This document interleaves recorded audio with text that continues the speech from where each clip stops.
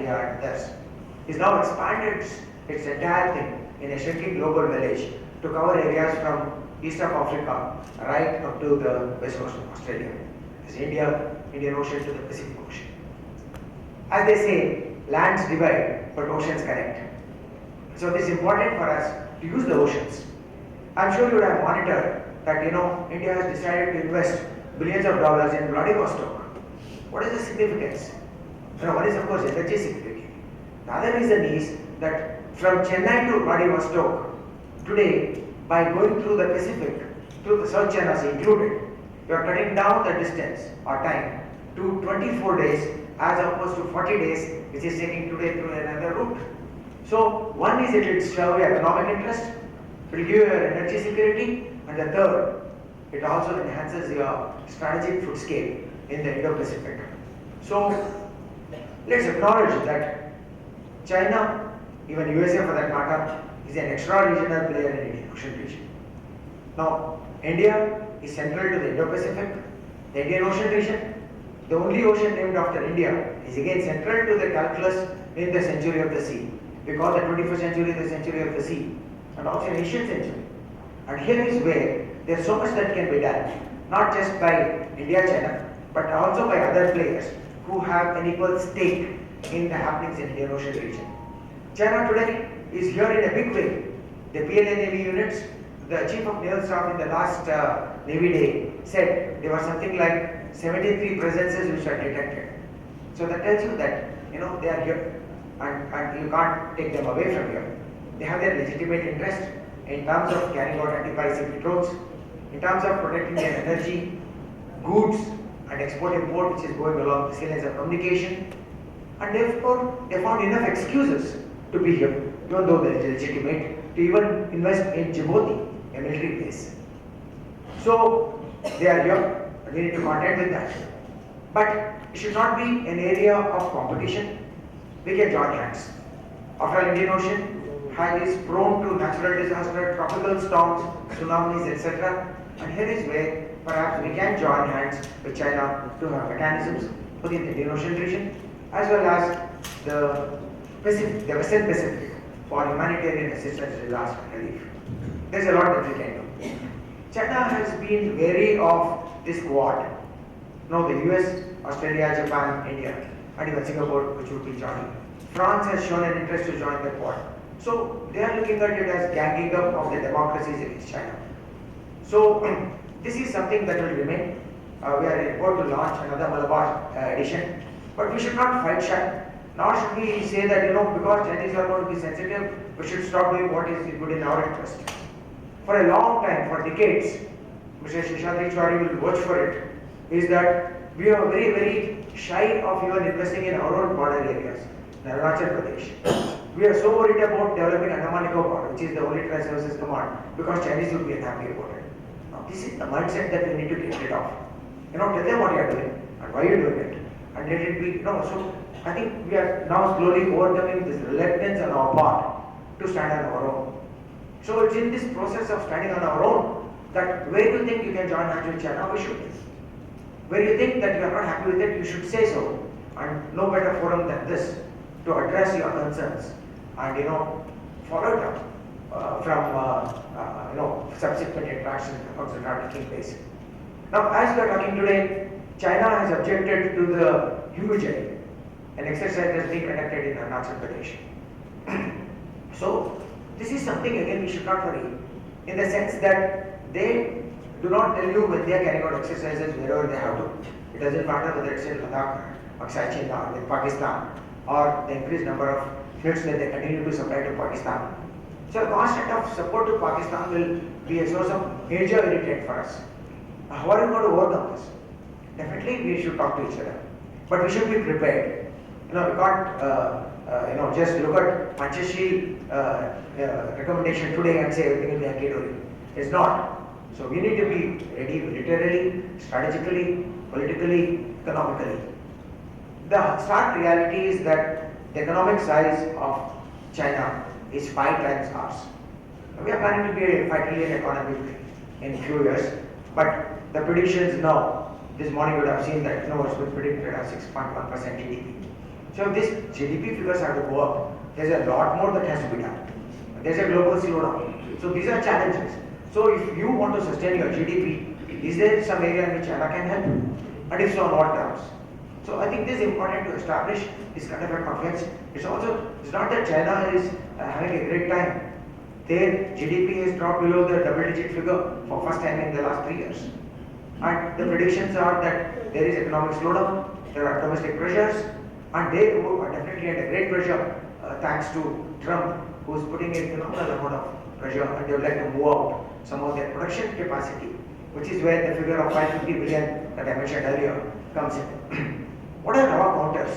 We definitely said we are not going to be part of the BRI, the Belt Road Initiative, and we abstained from attending the BRF, the Belt Road Forum, for very obvious reasons. One is we said it passes through the China POKAC, the China Pakistan Canada. The other is that it's a unilateral nature of this investment. We are not happy about it. And so, but what are your alternatives? No, you need to have some alternative for connectivity, which is where Japan came in a big way, and the Asia-Africa Growth Corridor, where they are willing to invest. Now, European Union, along with Japan, have shown some interest in providing this kind of funding for projects to connect Asia, Africa, and beyond. So it's not that everything is only limited to what China can give.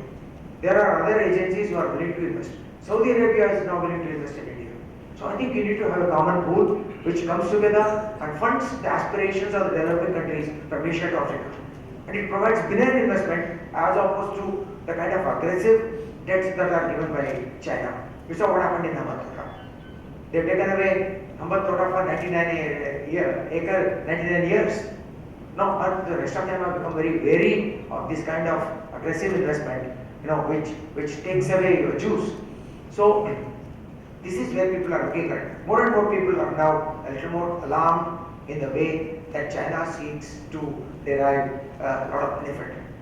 Or within China, they have said we have a lot of commitments for climate change. It should be green energy. But what are they doing in investments abroad? They are moving out all these polluting thermal factories, lock, stock and barrel, to including in Pakistan or any other factory. So how does it show that there is commitment to green energy from your side?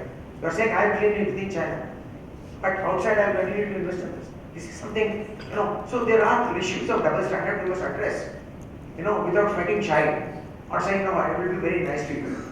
You are nice to another person when you are speaking your heart out and not hiding things, which is because you want to do to the other guy. Yes, we will treat anybody who comes here as a guest, and we will treat them. India is known for the samskara of Atiti Devo Bhava. So, this is where we need to worry about, how we need to deal with China on an equal footing. And there are many measures that are available to us. And we should not be off guard when it comes to initiatives. Even the president of the country visits Arunachal Pradesh, you find that there are serious objections. And for a long time, they continue to issue visas on, stable visas. And Akshay, now they are very worried about Article 370. Do we comment about what happens in Hong Kong? Do we say anything about what's happening in Xinjiang? Do we say anything about what's happening in the Tibet Autonomous Region? Come on, have a heart. No, we don't interfere in your internal affairs. You please have the sanity not to interfere in what we do over here, is the message that needs to be conveyed. It's been conveyed, but I think we need to follow this up. So, if they continue to do this, now I suppose we need to break our silence on Hong Kong, and we need to tell them, Mama, look at what's happening on a daily basis. It did not even stop on your anniversary day. So let's be careful in what path we tread. It's not a path of roses, we understand that. Let's know what our limitations are. Let's know what our strengths are. Let's play to our strengths while being totally conscious of the weaknesses that we have. We are aware. If you are not aware of your weaknesses, then you are not a great country. And we are also going through a transition. Article 370, which never happened, has happened now. So obviously there are some key changes, some dynamic changes, and it has a great future in terms of what we need to do. So I have a lot more issues, but I would like to stop here. Maybe at the time of question answer, we can take up some more things which is not being covered. But I look at this as a positive development that the leaders, despite differences, are meeting again They are conscious of the challenges that face both of them.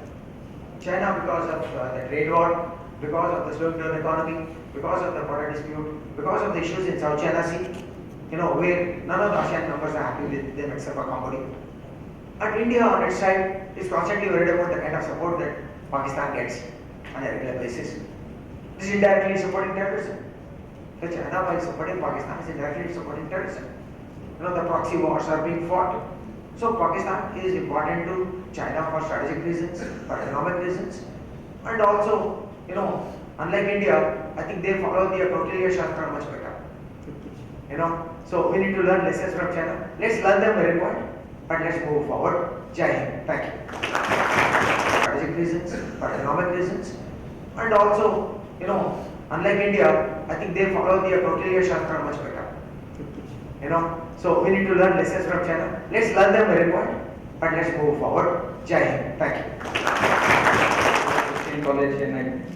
He specializes in academic and policy research in the following areas: nuclear missile issues in Southern Asia, on maritime security issues in Indian Ocean and Asia Pacific region, grand strategy of China, and on research in Indian United States strategic relationship, great strategy of India. Dr. Prabhakar affirms his conviction on the indispensable primacy of the Holy Bible in determining global affairs. His primary interest on nuclear weapons has featured in his projects with Henry Stimson Center, Washington DC, USA, Center for Strategic and International Studies, Washington DC. Also with the Institute of International Strategies, Paris, France. His books are Growth of Naval Power in the Indian Ocean Region, Dynamics and Transformation, The Maritime Balance of Power in the Asia Pacific, Maritime Doctrines and Nuclear Weapons at Sea, Maritime Security in the Indian Ocean Region, Critical Issues of Debate. He is a consultant and doctoral program advisor for the research programs of the Naval War College in Mandovi, Goa.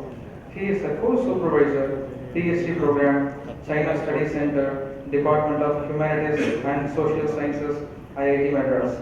His other endeavors are: he is a distinguished fellow, Institute of National Security Studies, Sri Lanka, and also he is a founding member, Center for Security Analysis, an independent non-profit policy think tank from 2002 to 2014. He was also a visiting professor in Department of Geopolitics and International Relations, Manipal University, Manipal. Also, he is a media commentator in Asia Pacific Strategies Issues, BBC World Service, London, UK. He was a co-chair of the International Working Group on Weapons of Mass Destruction and Border Security, Regional Network of Strategic Studies Center, Near East and South Asia, National Defense University, Washington DC, USA, and also worked in International Working Group of Nuclear Weapons, Energy and Security. He has been consulted on several projects by the Net Assessment Directorate, Chiefs of Staff Committee, Ministry of Defense, Government of India, with principal authorship in the following projects. 1. The role of the dragon, strategic role and posture of China in the India-Pakistan conflict spectrum, in the simulation scenario development exercise. India-Pakistan conflict spectrum under the nuclear backdrop at the Army War College. Extra-regional naval presence and posture implications for the Indian Navy in the project Regional Maritime Balance in Indian Ocean 2020. Escalation dynamics based on nuclear doctrines and force postures in Southern Asia.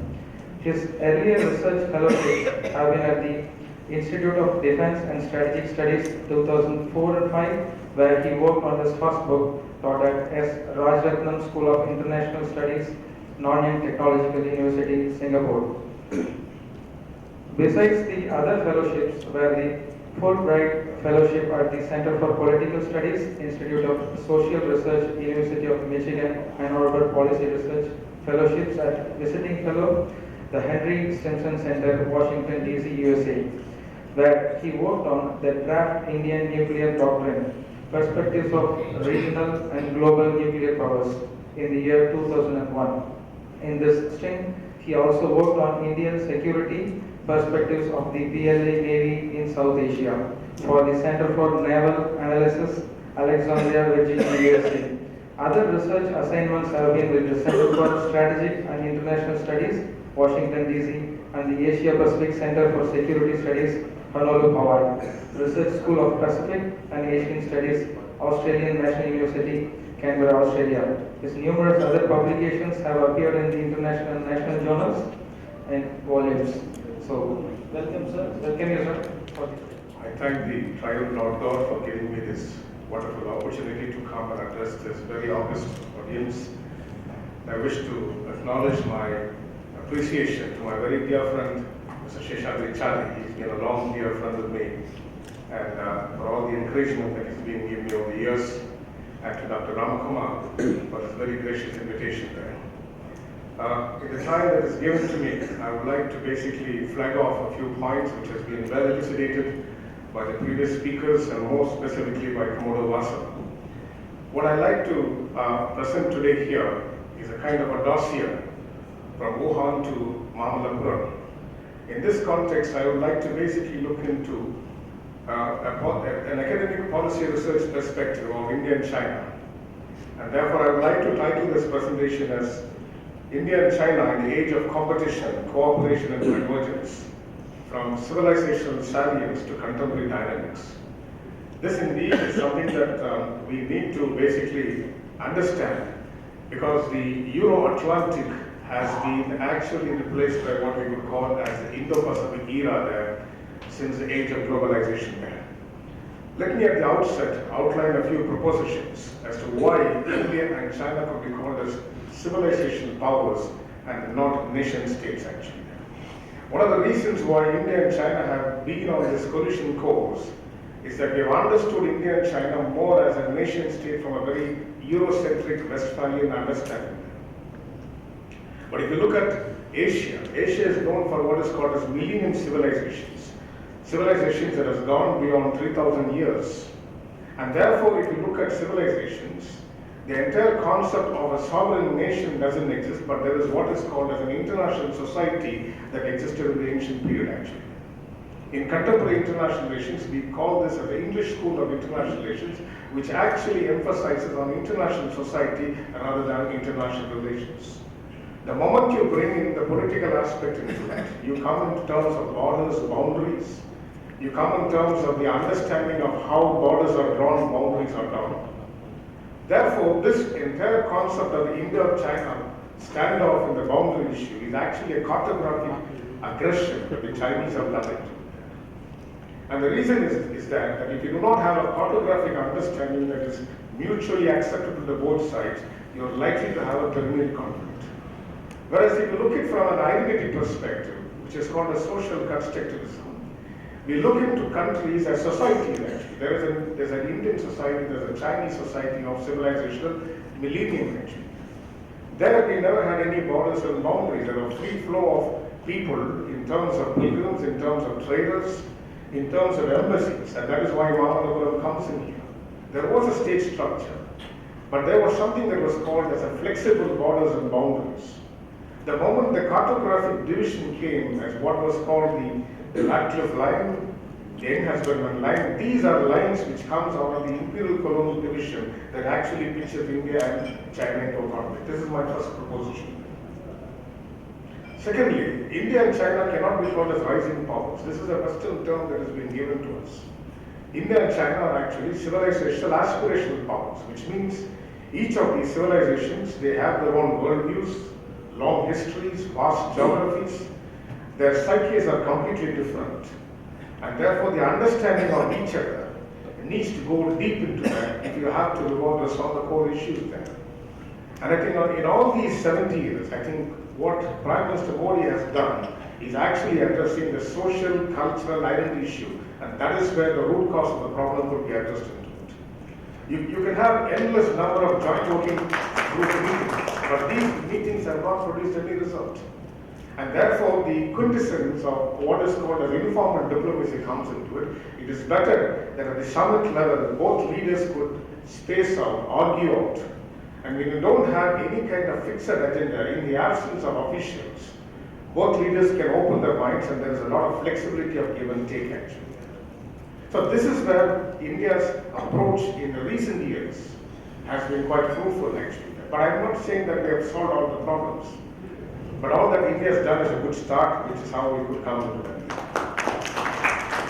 So what does history inform about India-China relations? India-China relations historically has informed peaceful people-to-people relations, peaceful trade, and benign relations between both states. There has not been a war fought until 1962 actually.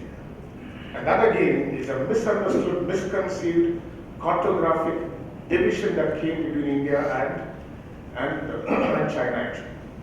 So therefore this is something that we need to address, and that is the reason we find that the imperial colonial period for both countries has been a period of setback actually. Because until the 18th century, we find that India and China are preeminent global economic powers. And therefore they go into them and then they're coming back into that.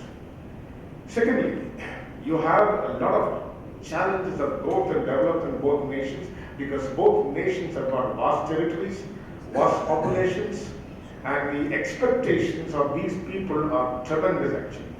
Therefore, there's a lot of pressure on the governance system of these two countries, and therefore they have to deliver to it. That pressure has come on New Delhi, that pressure has come on Beijing, and that's the reason why these two powers have come into it. That's the domestic dimension. In the foreign policy dimension, we find that China today is a center of international opprobrium. It is a center of international opprobrium because in the 1990s, China was being branded as what is called as a peaceful rising state. But as you come to the era of Hu Jintao and Xi Jinping, we find that China has been what is called as an assertive state actually. Therefore, there's been a lot of debate that has been going on in the West, whether China is called as a Bismarckian power. A Bismarckian power resembles what is called Kaiser's Germany, which was actually expanding in Europe actually. And that brought in the entire brunt and pressure of the United States-led hub-and-spokes arrangement in the Asia-Pacific and Indo-Pacific to put pressure on China. So what the United States has been doing all these years is to engage with China at the same time continue to it. But by and large, if you look into the 70 years of relations that we had with China, India has had always a benign relations. India has always been defensive defense. India has never occupied a single square kilometer of Chinese territory. Rather, we have lost territory in many of those terms actually. And that is primarily because in terms of the global strategic balance between in the Cold War period as well as in the post-Cold War period actually. And therefore, the major challenge between India and China today, which is the third proposition I would like to make, is what is called as a perceptions management at the level of the summit leadership. How do Prime Minister Modi and President Xi Jinping look into each other in terms of perceptions they have about these two countries? So Mamallapuram will be a kind of a relaxed view in which they could, in a stroll at the beach, they could look into what is called the perceptions between the two countries. You need to have a little bit of what is called as loud talking, argument if necessary, so that this is being thrashed out actually. I'm saying this because this is a very successful diplomacy called informal diplomacy because prior to the United States-Soviet Union detente came into effect, we find the presidents of the United States and the Soviet Union did engage in a lot amount of informal talking there. We always are reminded of President Nixon's visit to Beijing in 1972 when the United States opened up to China. President Nixon traveled all the way to what is called as Zhongnanhai to meet Mao Zedong. So therefore, this summit diplomacy has its own advantages. It's got its own disadvantages also. So China actually contends a very hostile US-led hub-and-spokes arrangement in the Indo-Pacific. There are a lot of misgivings about the Belt Road Initiative because China has been looked as a very, what we would call as a predatory power. China is practicing what is called as predatory capitalism, into which it is looking into an extortive aspect of development action. Development, when a big power gives to other countries, it is always on a benign note. China wants to replicate a Marshall Plan, but the Marshall Plan, what the United States did, had a lot of forgiving of debt, but the Chinese are not forgiving in terms of debt actually. But wherever India has gone in trying to build up capacity, particularly in Afghanistan, India has sacrificed more in terms of investment of infrastructure development. And therefore, India has better credentials of what is called as an attractive soft power in global politics, actually. Interestingly, India is a member of two trilaterals in the Indo-Pacific. One is the United States, Japan, India. The other is the Russia, India, China trilateral. Therefore, India is actually a very good balancer in what is called as an emerging economic as well as geo-economic and geostrategic environment in the Asia-Pacific and Indo-Pacific there. So what are the challenges that India is facing into? India faces a different kind of challenge. We have a power asymmetry with China. I think Commander Vasan elucidated very well actually. China is about 5 times larger in economy. The Chinese military capacity is approximately 8 to 9 times more powerful than India. Their nuclear arsenal is burgeoning. Their advances in cyberspace warfare and the kind of directed energy weapons, scalar weaponry, the Chinese have gone into cutting edge. So much so in the recent, the parade that took place, it had actually sent very serious messages to both Washington DC and Brussels actually. And therefore India is also caught in what is called as a security dilemma. The security dilemma is a two-front war with Pakistan on one side and China on the other side. But this is more of a perception because any war between India and Pakistan, India and China will easily escalate into a nuclear war within 7 days. The reason because we did what is called as exercise MOB in 2003 where we looked into the 72 scales of escalation in an India-Pakistan-China conflict. It is a no win-win situation for all the 3 powers there. That includes China, that includes India, that includes Pakistan. So what do we need to do into it? The need of the hour is that we need to talk in terms of credible confidence, security building mechanisms and military risk reduction measures, nuclear risk reduction measures with China. Pakistan, we could tackle them on a different level. But if we reach this sense of strategic stability with China, and then with this informal summit that we go into it, we are actually crossing the bridge halfway through there.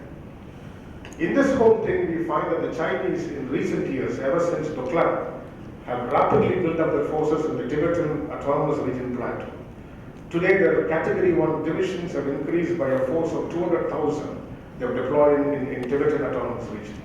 In the reorganized Western theater of Kashgar, Djibouti, Gwadar and Djibouti, the Chinese have proposed to deploy 100,000 naval infantry into Djibouti and Gwadar actually. So if you look into all these maps, I think Commander Vasan will basically say that this is an encirclement of India. And therefore we have to look into it because the Chinese on one side would like to talk to us, but on the other side they would like to launch what is called a compliance pressure on India.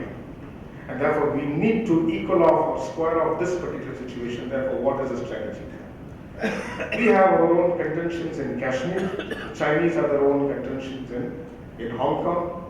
The Chinese are going to contend with regard to Ladakh because Ladakh has been declared as a union territory by 31st October 2019 when the Jammu Kashmir Reorganization Act comes into being. The Chinese will start protesting.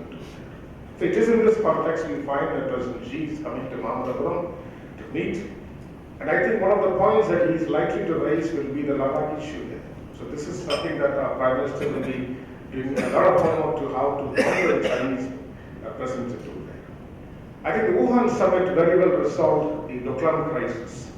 And therefore I think the Mahabalipuram summit will be one into which it will open up positive aspects for China. What is the strength of informal diplomacy? There are 7 strengths of informal diplomacy. First and foremost, informal diplomacy provides flexibility of talks, which are actually deliberative in nature, where there is what is called as a note-taking on both sides. Secondly, there is an absence of time scale on any particular issue. You're not under pressure to solve these problems, actually. They're not joint working groups. Thirdly, there is an informal setting into which both leaders would talk with a lot of relaxation. There's no pressure for the leaders from what is called the officials, actually. One of the pressures that come on the heads of government and heads of state is how the diplomats and the bureaucrats will try to give constant inputs, which sometimes they're not able to prioritize what they should put into that thing. Fourthly, it enables them to reach a broad consensus. This is something that Mahabalipuram would, I'm hoping they would achieve into it. A broad consensus on 3 issues. Number 1, a broad consensus on a non-escalation of tensions between India and China. Because the non-escalation of tensions between India and China is a win-win situation for both countries, primarily for the reason because that now the United States is pressurizing China. Tomorrow, India will also be in the same level where China is. We have to realize that actually. Because any aspirational power in a global system, when there is a power transition that takes place, the dominant hegemon will never allow the rising powers to stabilize. It was a time into which the United States used China against the USSR and finished them off. Now it is time for the United States to use India to finish off China. So therefore we need to look into game theory models which Graham T. Anderson speaks in what is called the prisoner's dilemma. The prisoner's dilemma is one in which both India and China should realize in what dilemma that each of them will come in the next round of trade negotiations. And already we find that the United States has not considered in terms of trade talks with India. Despite all the success of Prime Minister Modi's visit, the US has not yielded ground with regard to India on trade actually. Whereas India is being treated by the United States as only a military sales partner, not a natural ally. Please go to the State Department as well as the Pentagon list to find how they categorize India into it. We are actually buyers of equipment. This whole aspect of interoperability is only superficial actually. The US doesn't come to that level. More importantly, fifthly, India and China and the informal diplomacy will be able to build the menu for confidence building mechanisms, nuclear risk reduction measures, and maritime risk measures, because we will have an avoidance of incidents on high seas is something that we have to look into that. Why is this divergence that has been between India and China? Number one reason is China has a different global view, India has got a different global view. The Chinese international relations global view is a tributary system. Chinese think themselves in a hierarchical model into which they are the epicenter of the global order, the Middle Kingdom complex. And the tributary system is one that pacifies everybody else. And what China has been doing in the past, during the age of the emperors and now, is to promote what is called as culture, civilization, commerce and connectivity. This culture, civilization, commerce and connectivity was the Silk Roads in the ancient period, and that is how they reinvented in the present task actually. Therefore, they have three important heavens. The first heaven is East Asia. The second heaven is Southeast Asia, and the third heaven is basically South Asia. And therefore, Chinese views of South Asia is that they do not consider India to be an Indo-centric, but they consider South Asia to be a unified heaven itself. This is where we have to understand and infer the Chinese thinking there. Secondly, in the tributary system, there is always what is called the superior subordinate relations. India doesn't have that kind of relations. India treats everybody as equal peers. That is how the spirit of Panchashila has been there actually. And the Belt Road system is nothing but a classic example of predatory capitalism, where the Chinese have turned out to be what is called the international moneylenders, of extorting the price, where these hapless countries are now slaves to that. And therefore the Chinese think that this is something that is given to them there.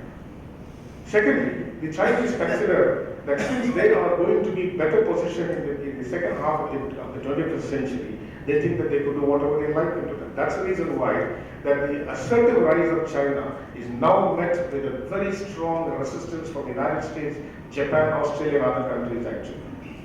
And therefore there are two views of China. One view of China is that China will be an aggressive power. The other view of China is that China will be an accommodative power. That China will be an accommodative power is subject to the fact as to how the major powers surrounding China's periphery manage the relations in perceptions management and strategic management. So who are China's neighbors?